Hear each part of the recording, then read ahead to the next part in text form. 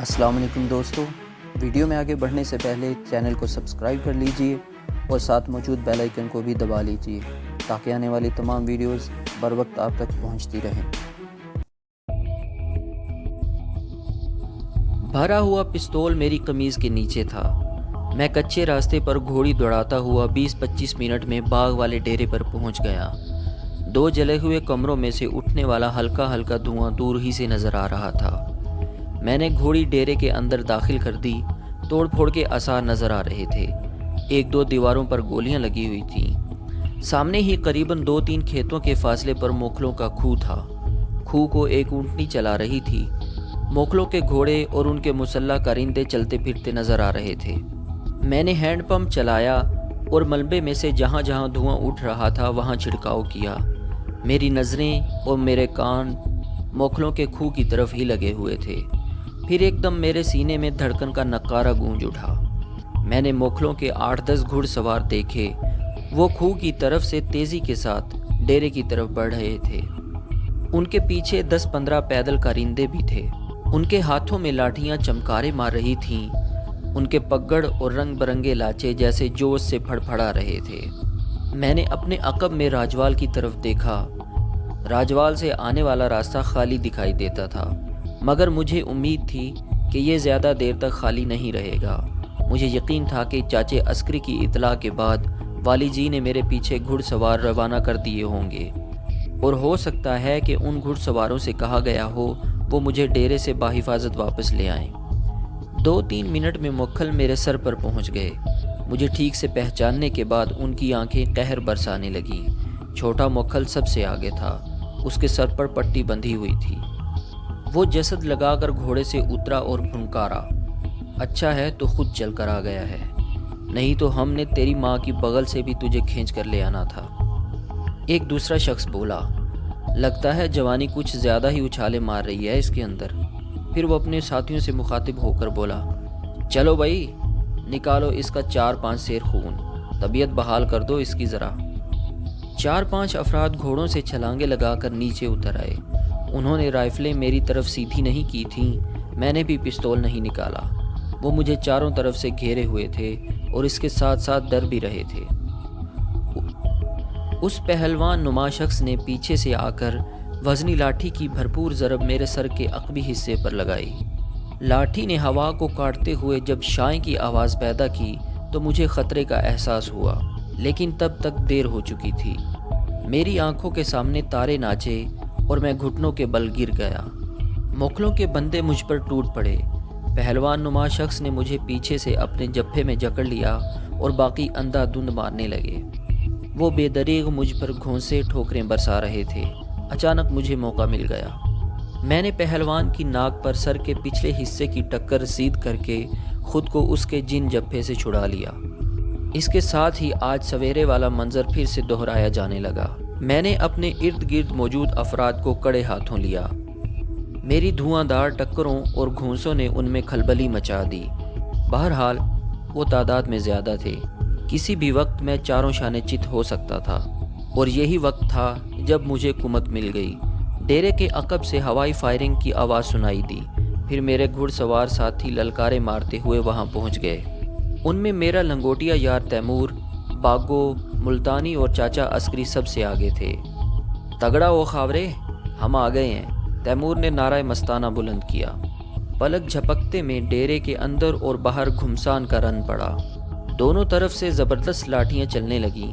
शुरू में दोनों फरीकों ने गोली चलाने से गुरेज किया, लेकिन फिर किसी एक की तरफ से गोली चलाई गई और उसके साथ ही सूरत हाल संगीन तर होती गई। तड़ातड़ फायरिंग होने लगी। मैंने मोखलों के एक बंदे को गोली खाकर भैंस की खुरली में गिरते देखा। चाचे अस्करी को गोली लगी और वो कराहता हुआ मेरे कदमों में ढेर हो गया। मैंने भी अपना पिस्तौल निकाल लिया और एक दीवार की आड़ लेकर मैं भी गोलियां चलाने लगा। लगता था कि सूरत हाल ख़राब हो जाएगी और 8-10 लाशें गिर जाएंगी, मगर अचानक दरख्तों की तरफ से सीटियों की आवाज़ सुनाई दी। ये पुलिस के घुड़सवार थे जो दरख्तों से निकलकर मौका वारदात की तरफ बढ़ रहे थे। निकल जाओ भाई, मेरे कानों में छोटे मोखल की आवाज़ पड़ी। देखते ही देखते मोखल और उसके कारिंदे और अजीज़ अपने कुएं की तरफ वापस भाग खड़े हुए। वो सब कमाद की लंबी फसल में घुस गए, बस घुड़सवारों के बालाई धड़ फसल से बाहर नजर आ रहे थे। मेरे अंदाजे के ऐन मुताबिक पुलिस वालों ने भी जानबूझकर देर लगाई थी ताकि मोखलों को भागने का मौका मिल जाए और ख्वामख्वाह उनका पुलिस से टाकरा ना हो।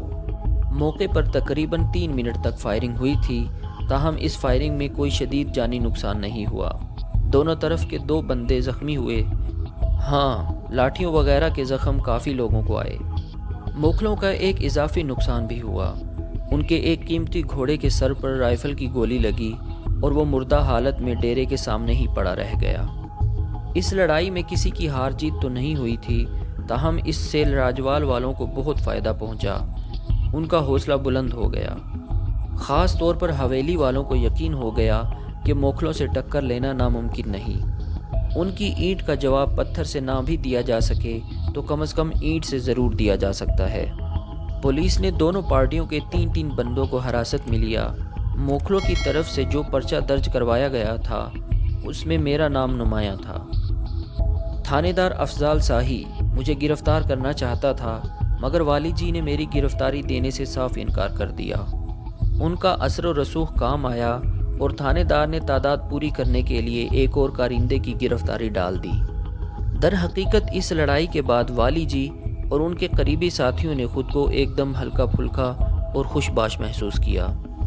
मोखलों की ज़्यादती का जवाब ना दे सकने का जो वज़नी एहसास उनके दिलों को अफसुर्दा कर रहा था वो अब ख़त्म हो गया था। ख़ास तौर से ये बात देखते ही देखते हर एक की ज़ुबान पर आ गई कि मैंने मछली फार्म की लड़ाई में तने तनहा मोखलों के 6-7 बंदों को भगाया है। अपने साथियों और गाँव के लोगों की आंखों में मैं तहसीन के जज्बात साफ तौर पर महसूस कर रहा था। रौनक अली मेरी कारकर्दगी को बढ़ा चढ़ा कर बयान कर रहा था। वो मुझे अपनी दरियाफ्त समझता था और इस वजह से मेरी किसी कामयाबी की खुशी उसे ज़रूरत से ज़्यादा होती थी। चाचे अस्करी की मरहम पट्टी पहले गांव में की गई, फिर उसे मज़ीद इलाज और डॉक्टरी मुलाहिज़े के लिए डस्के भेज दिया गया। गोली उसके मांस के अंदर ही थी। चाचे अस्करी के डस्के जाने से मुझे एक बार फिर उस कमरे में सोने का और बेगम बिल्किस से रात को बातें करने का मौका मिल गया। बेगम बिल्किस का फ़ोन रात 10 बजे के लगभग आया। उन्होंने सबसे पहले मेरी खैर खैरियत पूछी, फिर मुस्कुराते लहजे में बोली, हर तरफ तुम्हारी ही बातें हो रही हैं भाई, सारे तुम्हारी तारीफ़ कर रहे हैं। मुझे सारों से गर्ज नहीं। अगर आप और वाली जी मुझसे खुश हैं तो फिर मेरे लिए वाकई खुशी की बात है। वाली जी भी खुश हैं। मुझे लगता है कि वो तुम्हारे सामने तुम्हारी ज़्यादा तारीफ़ नहीं कर रहे कि तुम कहीं ज़्यादा ही नडर ना हो जाओ, लेकिन वो अंदर से बहुत खुश हैं। कह रहे थे कि इस मुंडे में बात है। और आप क्या कहती हैं? हाँ भाई, मुंडे में बात है, उन्होंने कहा और दबी दबी आवाज़ में हंसने लगी। फिर ज़रा संभल कर बोली, तुम बहुत ख़तरनाक हो। तुम जानबूझकर बाग वाले डेरे पर गए थे। आग देखने का तो बस एक बहाना ही था। तुम चाहते थे कि जो होना है आज ही हो जाए। मेरे जिस्म पर कई छोटी मोटी चोटें थीं, मगर लिहाफ की खुशगवार गर्मी और बेगम जी की बातों की मज़ेदार हरारत ने सारी तकलीफ़ भुला दी। यख बस्ता सरसराती हुई रात की आगोश में हमारी बातें तवील होती चली गईं। बहुत जल्द हम अपनी असल डगर पर आ गए। वो डगर जिस पर चलते हुए अजीब से जोश का एहसास होता था। सांसें तेज़ चलने लगती थीं, धड़कन बढ़ जाती थी। हम अब बहुत बेबाक हो चुके थे। ख़ास तौर पर मैं कुछ ज़्यादा ही खुलता जा रहा था। और फिर यह सिलसिला हस्बे मामूल चलता रहा। बम्बू काट पर हमारी सरगोशियाँ सरसराती रहीं। कुछ देर बाद बेगम जी ने एक गहरी दर्द भरी सांस ली और बोलीं, खावर, डर लग रहा है। किससे? इससे आगे जाने से। क्या मतलब? हम यहाँ तक आ तो गए हैं, अब इसके बाद जो कुछ होगा वो बहुत ख़तरनाक है। तुम जानते ही हो ये मर्दों की दुनिया है।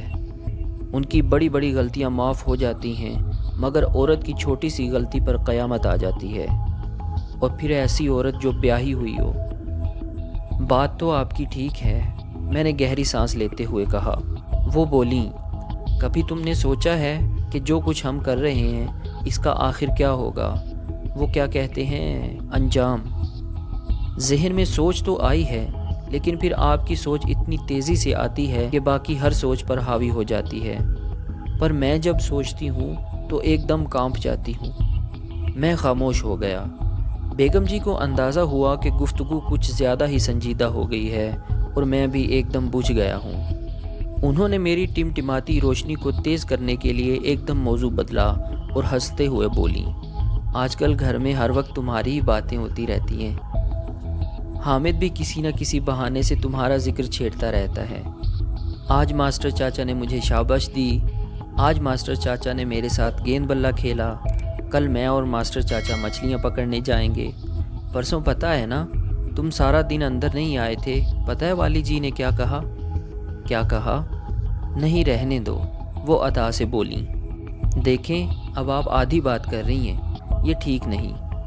وہ شرمیلے انداز میں ہنس کر کہنے لگی، شام کے وقت والی جی مجھ سے بولے، صبح سے میرے سر میں درد ہو رہا ہے۔ میں کہتا تھا کہ 1-2 گولی لے کر کھاؤں گا، مگر وہ تمہارا چہیتا ماسٹر آج آیا ہی نہیں۔ میں ایک دم ٹھٹک گئی۔ میں نے کہا، میرا چہیتا کیوں ہونے لگا؟ چہیتا تو آپ کا ہے۔ ایک دن نظر نہ آئے تو آپ کو آوازاری ہونے لگتی ہے۔ مسکرا کر کہنے لگے، چلو میرا ہی صحیح، لیکن وہ ہے کہاں؟ بیگم جی کی بات نے مجھے بھی ٹھٹکا دیا۔ پتہ نہیں کیوں، کبھی کبھی مجھے بھی احساس ہوتا تھا کہ والی جی اتنے بے خبر نہیں جتنا ہم انہیں سمجھتے ہیں۔ انہیں کچھ نہ کچھ خبر ہے۔ اگر خبر ہے تو پھر وہ چپ کیوں ہیں؟ کیا جان بوجھ کر ڈھیل دے رہے ہیں؟ کیا وہ پکے ثبوتوں کے ساتھ پکڑنا چاہتے ہیں؟ کیا ان کا خیال ہے کہ ہمارا تعلق صرف ہنسنے بولنے تک محدود رہے گا اور وہ اس حوالے سے تھوڑی سی رعایت دے رہے ہیں؟ کئی سوال ذہن میں ابھرے لیکن حتمی جواب کوئی نہ تھا۔ ہماری گفتگو نے ایک بار پھر رومانی انداز اختیار کیا اور رات کے 2:30-3 بجے کے قریب ختم ہوئی۔ گفتگو کے دوران میں جب بھی میں کوئی فکرہ شروع کرنے سے پہلے کہتا، یقین کریں، وہ فوراً ذرا شوخی سے میری بات کاٹتیں اور کہتیں، نہیں کرتی۔ ان کی سوالیہ بس کی طرح یہ بھی ایک خوبصورت ادا تھی۔ انسان کی فطرت ہے کہ وہ ایک جگہ ٹھہرنا نہیں چاہتا۔ دلکش سے دلکش مناظر بھی بہت جلد اس کی آنکھوں کے سامنے اپنی کشش کھو دیتے ہیں۔ وہ آگے بڑھنا چاہتا ہے، نئے سے نئے راستے اور نئے مناظر دیکھنا چاہتا ہے۔ دیوار کے پار کیا ہے؟ اس پہاڑ کی دوسری طرف کیا ہے؟ سمندر کا اگلا کنارہ کہاں ہے؟ اس طرح کے سوالوں کے بیج قدرت نے انسان کی فطرت میں بو دیے ہیں۔ چند اور راتیں گزریں اور پھر بمبو کاٹ پر ہونے والی گفتگو بھی مجھے کم دلچسپ محسوس ہونے لگی۔ اس گفتگو کے عموماً 3 حصے ہوتے تھے۔ ایک حصے میں بیگم بلقیس اپنی گھریلو باتیں کرتی تھیں، اپنے میکے اور اپنے بھائی بہنوں کی باتیں سناتی تھیں۔ ایک حصے میں میری درخواست پر اپنی آواز کا جادو جگاتی تھیں، ہیر پڑتی تھیں، کوئی لوک گیت گاتی تھیں اور آخر میں ہمیشہ بڑی ادا سے پوچھتی تھیں، بس۔ گفتگو کا تیسرا حصہ خالص رومانی ہوتا تھا۔ ہم تصور میں ایک دوسرے کے قریب آ جاتے تھے، لیکن اب اس تصور کی دلکشی بھی کم ہوتی جا رہی تھی۔ پھر ایک رات ایک عجیب اتفاق ہوا۔ میں اپنے گاؤں مراد پور سے والی جی کے لیے باداموں والی دوا لے کر آیا۔ یہ دوا میری بیبے جی ہم بہن بھائیوں کے لیے بنایا کرتی تھیں، اور خاص طور سے میرے لیے، کیونکہ میں پڑھائی میں سر کھپاتا تھا۔ اب ذرا یہ بھی سن لیں کہ یہ دوا کیا تھی۔ 1 سیر چھلے اور کوٹے ہوئے باداموں میں 1 سیر چینی اور 1 سیر دیسی گھی۔ باداموں کو یہاں تک بھونا جاتا تھا کہ وہ نیم سرخ ہو جائیں۔ اب آپ خود اندازہ لگا سکتے ہیں کہ یہ کتنی مزیدار چیز ہوتی ہوگی۔ لیکن پھر بیبے جی اس کو دوائی کیوں کہتی تھی؟ اس میں بھی ایک رمز تھی۔ یہ مٹھائی یعنی دوا عام طور پر میری دماغی توانائی کے لیے بنا کرتی تھی، لیکن چھوٹی بہن عارفہ اور اس کی 2-3 سہیلیاں از حد چٹوری تھیں۔ وہ اس کشتے پر بھی ہاتھ صاف کر جاتی تھیں، لہٰذا بیبے جی نے اسے دوائی کا نام دے دیا تھا، اور مجھے 2 ٹائم کھلاتی بھی دوائی کے انداز میں تھی۔ 2 چمچ بھر کر منہ میں ڈالتی تھیں اور اوپر سے کاٹنی کا گرم گرم دودھ پلا دیتی تھیں۔ میں نے بیبے جی سے فرمائش کر کے یہ دوا والی جی کے لیے بنوائی تھی۔ جب میں راجوال پہنچا تو رات کے 9 بج رہے تھے۔ میں نے انٹرکام کے ذریعے والی جی کو بتانا چاہا کہ میں دوا لے کر آ گیا ہوں۔ والی جی کے بجائے بیگم بلقیس سے رابطہ ہوا۔ میں نے انہیں بتایا کہ میں دوا لے آیا ہوں۔ وہ بولی، وہ شام سے تمہارا ہی انتظار کر رہے تھے، ابھی جاگ رہے ہیں، تم لے آؤ۔ راستے میں ایک جگہ گھوڑی پھسل گئی تھی اور میرے کپڑے کیچڑ میں لتھڑ گئے تھے۔ میں نے ٹرنک میں سے نکال کر نیا لاچا کرتا پہنا اور منہ ہاتھ دھو لیا۔ حویلی کے اندر پہنچا تو زنان خانے کے دروازے پر ہی بیگم بلقیس کھڑی تھیں۔ دوستو، آج تک کے لیے اتنا ہی، ملتے ہیں اگلی قسط میں، تب تک کے لیے اپنا خیال رکھیے، اللہ حافظ۔